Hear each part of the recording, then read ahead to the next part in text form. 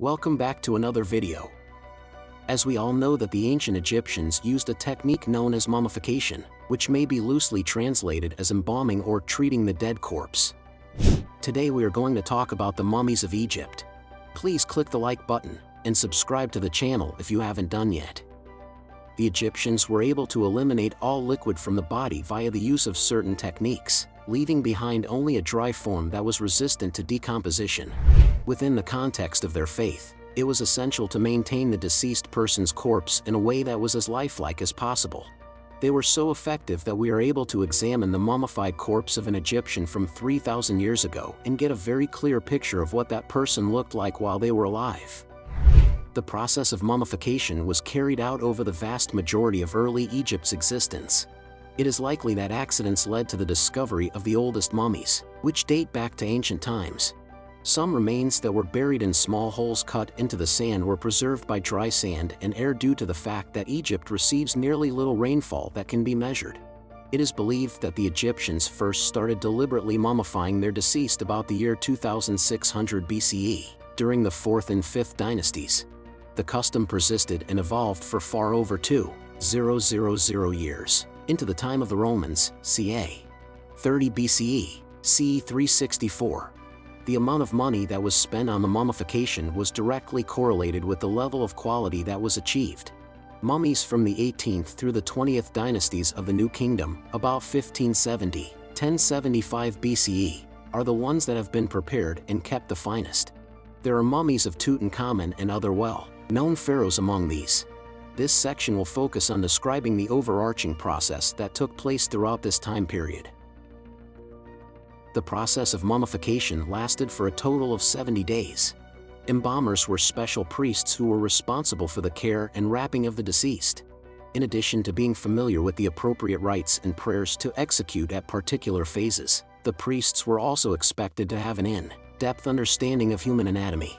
The first thing that needed to be done was to take out any of the internal components that had a higher risk of deteriorating quickly.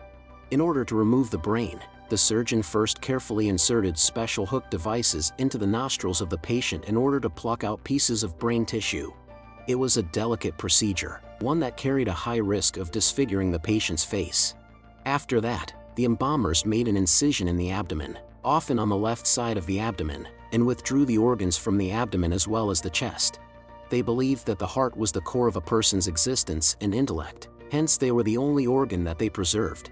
The other organs were kept in their own containers, with the intestines, stomach, liver, and lungs being put in what is now known as canopic jars, which are specialized containers. These were laid to rest beside the mummy. Later mummification techniques included cleaning, wrapping, and repositioning the organs inside the corpse after they had been removed. Despite this, empty canopic jars were nevertheless utilized throughout the course of the funeral ceremony. The embalmers proceeded to strip the corpse of any and all fluids next.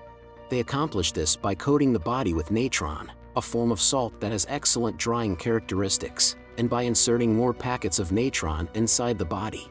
Natron is a sort of salt. After the corpse had been allowed to dehydrate totally, the embalmers removed the inside packets and cleaned the natron off the body using a gentle soap solution. The end product was a human figure that was severely dehydrated but nonetheless recognizably human. Sunken portions of the body were filled up with linen and other materials, and artificial eyes were attached to make the corpse seem even more lifelike. The next step was to begin wrapping. For each mummy, hundreds of yards of linen were required. The priests wrapped the long strips of linen around the body with great care, often going so far as to wrap each finger and toe individually before wrapping the whole hand or foot. Prayers and other magical phrases were inscribed on some of the linen strips, and amulets were also included in the wrappings. These precautions were taken to ensure that the deceased were shielded from any potential harm. The priests would often insert a mask of the person's face into the space between the several layers of head bandages. Several times during the process, the form was covered with a heated resin, and the wrapping was restarted after each application. At long last, the priests finished wrapping the last shroud or fabric over the body and securing it with strips of linen. After that, the mummy was finished. During this period, the monks who were preparing the mummies were not the only ones who had a lot going on.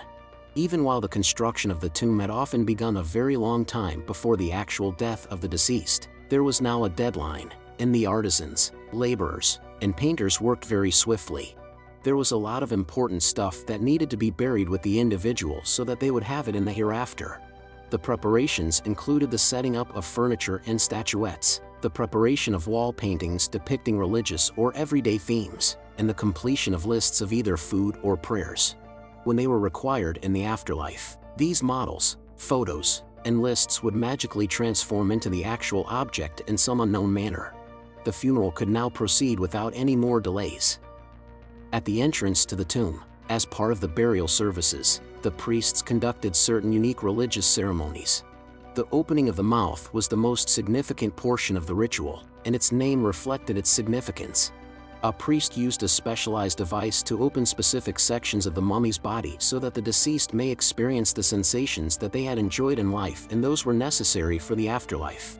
By placing the device in the deceased person's mouth, they were given the ability to talk and eat once again. He was prepared to make the trip to the afterlife at this point. The entrance to the burial chamber was blocked off when the mummy was put into his or their coffins and deposited in the chamber.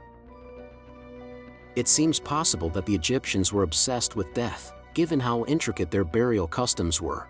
On the other hand, despite their deep appreciation for life, they started making preparations for their passing at an early age. They were unable to conceive of a more desirable life than the one they were leading at the moment, and they want confirmation that it would continue beyond death. But why should the body be preserved? Egyptians believed that the mummified body was the proper place for the soul or spirit to reside after death. If the body was destroyed, there is a chance that the spirit would also be gone. The concept of spirit was rather complicated and really included three different spirits: the Ka, the Ba, and the Ak. The Ka, a duplicate of the person, would stay in the tomb, and it was necessary for it to have the offerings and artifacts that were there. The soul, also known as the Ba, was given permission to leave and enter the tomb at will. And it was the Ak, which may also be interpreted as spirit, that was required to make the journey through the underworld in order to reach the final judgment and enter the afterlife. All three were considered necessary in Egyptian culture. When they passed away, the pharaohs of Egypt were often embalmed and placed in ornate tombs after being mummified. In many cases, regular people as well as members of the aristocracy and officials got the same treatment. On occasion, common people also received the same treatment. On the other hand, the procedure was rather pricey and put many people out of their financial reach. Some animals were also mummified for reasons related to religious beliefs. At Saqqara, the holy bulls that belonged to the earlier dynasties each had their own grave.